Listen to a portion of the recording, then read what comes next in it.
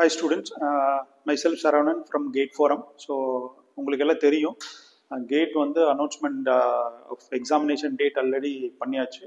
This time IIT Roorkee is conducting this exams. So அதில் வந்து first week of February and third week, that is first and second and 15 and 16th உங்களோட எக்ஸாம்னு சொல்லியாச்சு. So இப்போ வந்து பார்த்தீங்கன்னா ஒரு 3 updates வந்திருக்கு. ஸோ அது என்னன்னு பார்ப்போம்.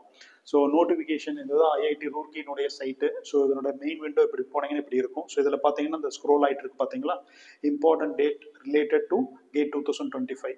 இப்போ இதில் வந்து இதை கிளிக் பண்ணீங்கன்னு சொன்னால் உங்களுக்கு என்ன டேட்டில் வந்து எக்ஸாமினேஷன் அப்ளை பண்ணணும் அப்படிங்கிற டீட்டெயில்ஸ் வந்துருக்கு. ஸோ இன்கேஸ் நீங்கள் அப்ளை பண்ணக்கூடிய date starting from 24th of August 2024.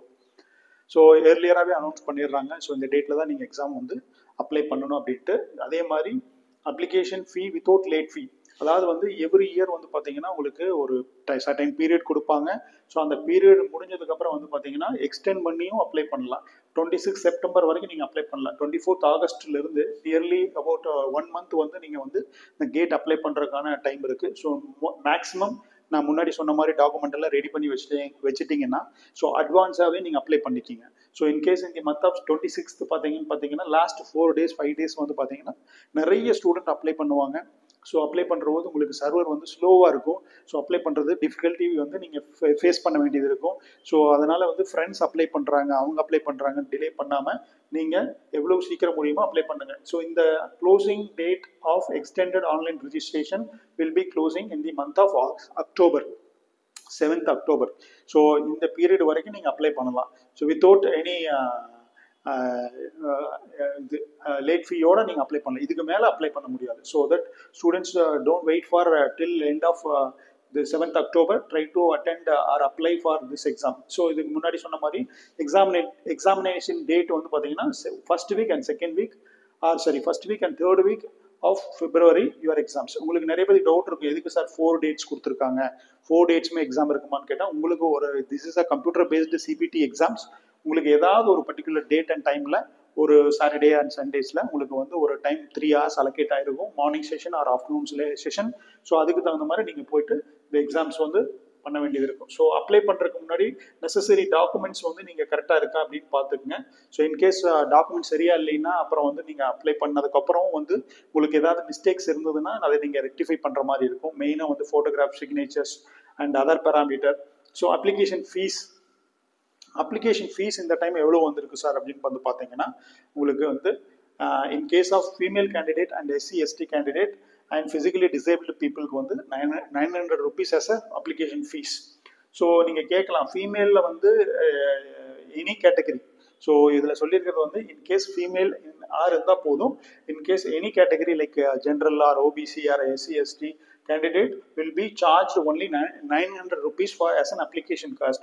In case of other candidate இருந்ததுன்னு சொன்னாக்கா, இன்க்ளூடிங் ஃபாரின் கேண்டிடேட்ஸாக இருந்தால் கூட 1800 rupees.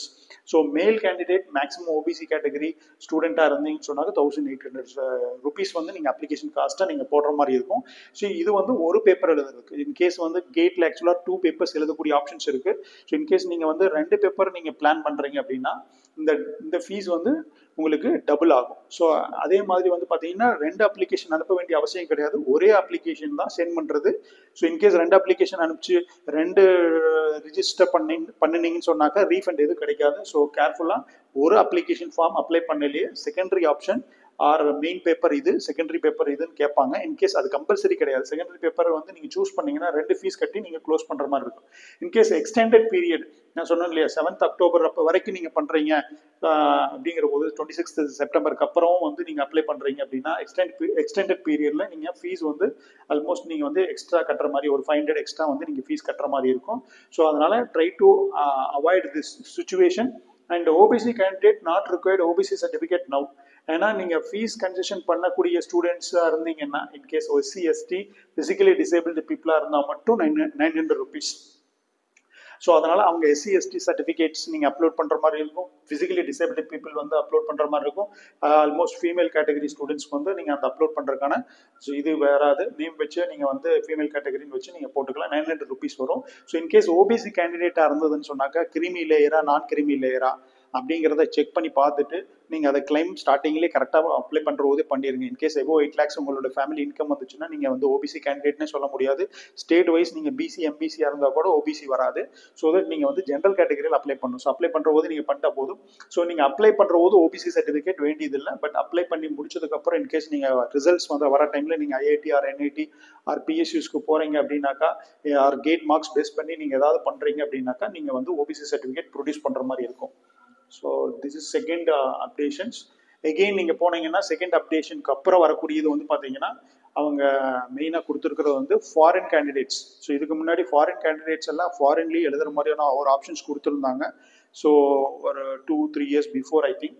ஸோ அதே மாதிரி சிங்கப்பூர் அண்ட் துபாய் இந்த மாதிரி கண்ட்ரீஸ்ல இருந்தாலும் ஸ்டூடெண்ட்ஸ் அங்கேயே எழுதலாங்கிற மாதிரி இருந்தாங்க. இந்த தடவை என்ன பண்ணியிருக்காங்கன்னா, foreign candidates need to visit in Indian கண்ட்ரீஸ்க்கு விசிட் பண்ணிட்டு இந்தியாவில் இருக்கக்கூடிய ஏதோ ஒரு லொக்காலிட்டியில் நீங்கள் எழுதுகிற மாதிரி இருக்கும். Even foreign candidate as well as Indian candidates, if they are interested to write examinations here India itself, you have to write அப்படிங்கிற மாதிரி இந்தியாவில் வந்து எழுதணுங்கிற ஒரு அப்டேஷன் கொடுத்துருக்காங்க.